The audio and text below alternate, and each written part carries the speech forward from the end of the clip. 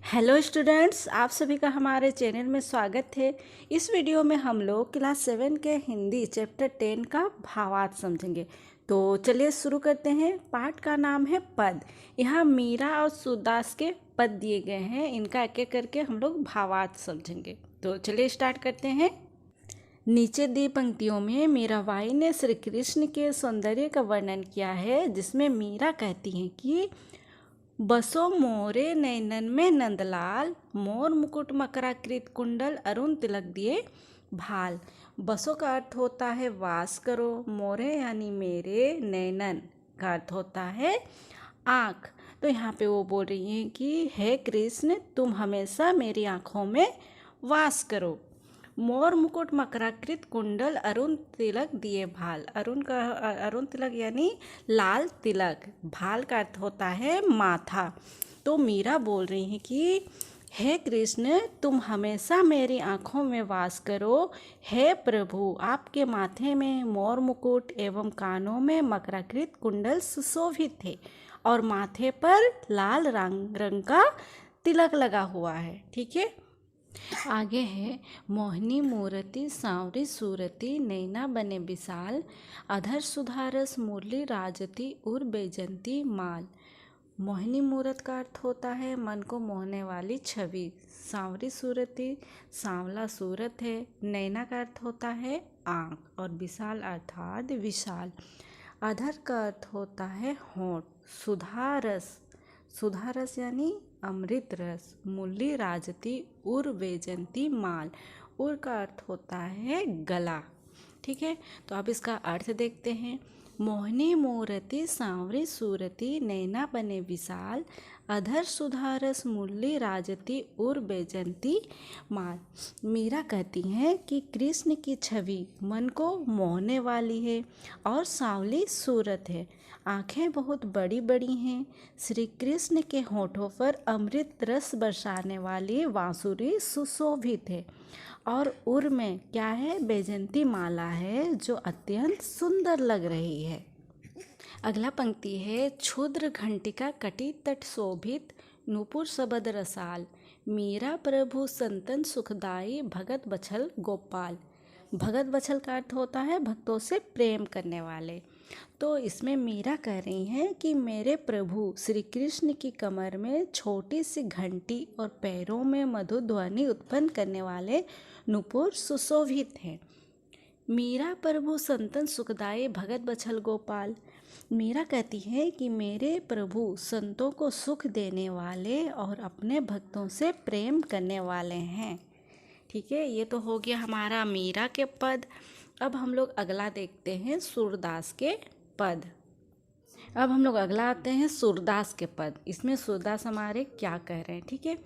तो चले स्टार्ट करते हैं। मैया मोही दाऊ बहुत खिजायो, मोसो कहत मोल की लीन्हो, तू जसुमती कब जायो।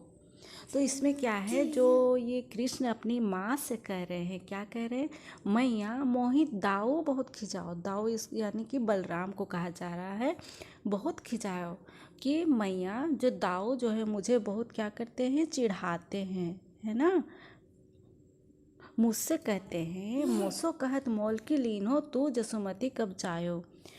वो मुझसे कहते हैं कि तू मोल लिया हुआ है, अर्थात तुझे तो खरीद के लाया गया है। यशोदा मैया ने भला तुझे कब उत्पन्न किया। तो इसका पूरा अर्थ हम लोग जानेंगे। मैया मोही दाऊ बहुत खिजायो, मोसो कहत मोल को लीन्हो, तू जसुमती कब जायो। इसमें वो क्या है, श्री कृष्ण अपनी माँ यशोदा से दाऊ की कंप्लेन कर रहे हैं और कह रहे हैं कि दाऊ ने मुझे बहुत चिढ़ाया है। मुझसे कहते हैं कि तू मोल लिया हुआ है, अर्थात तुझे तो खरीद के लाया गया है। यशोदा मैया ने भला तुझे कब उत्पन्न किया। अगले पंक्ति पर आते हैं।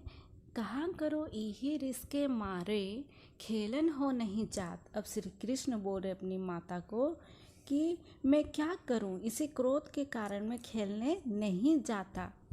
पूनी पूनी कहत कौन है माता, को है तेरो तात। पूनी पूनी का अर्थ होता है बार बार। वे बार बार कहते हैं कि तुम्हारी माता कौन है और कौन है तुम्हारे पिता। तो इसका हम लोग फिर से अर्थ देख लेते हैं। चलो, कहा करो यही रिश्के मारे खेलन हो नहीं जात, पूनी पूनी कहत कौन है माता को है तेरो तात। श्री कृष्ण कहते हैं कि मैं क्या करूं, इसी क्रोध के कारण मैं खेलने नहीं चाहता। वे बार बार कहते हैं कि तेरी माता कौन है और तेरे पिता कौन है। गोरे नंद जसोदा गोरी तू कत श्यामल गात।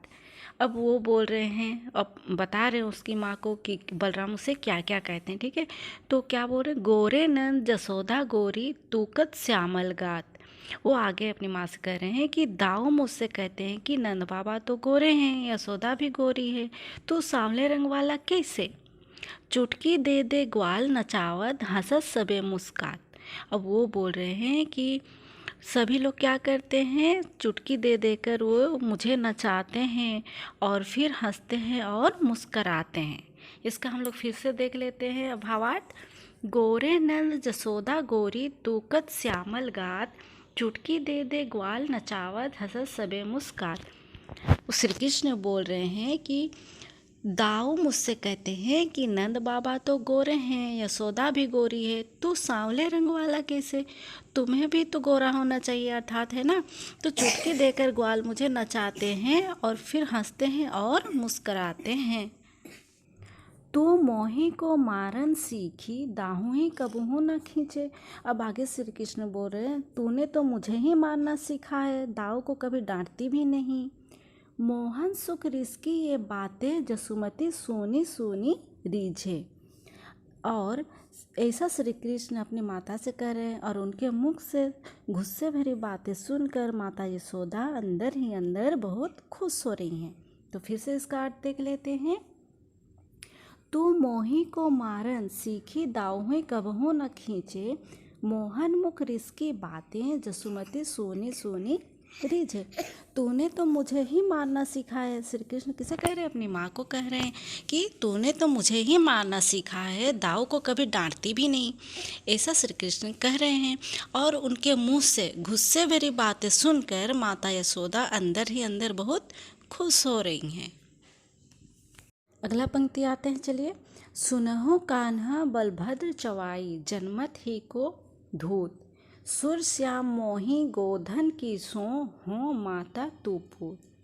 सुनहु कान्हा बलभद्र चवाई, जनमत ही को धूत। वो कहती हैं कि सुनो कान्हा, बलराम तो चुगलखोर है, वह जन्म से ही धूर्त है। सुर श्याम मोही गोधन की सो हो माता तू पूत। सुदास कहते हैं कि माता यशोदा अपने बालक श्री कृष्ण को विश्वास दिला रही हैं कि कृष्ण, मुझे गायों की शपथ यानी कसम, मुझे गायों की कसम है, मैं ही तुम्हारी माता हूँ और तुम ही मेरे बेटे हो। तो ये चैप्टर हमारा यहीं पे कंप्लीट होता है।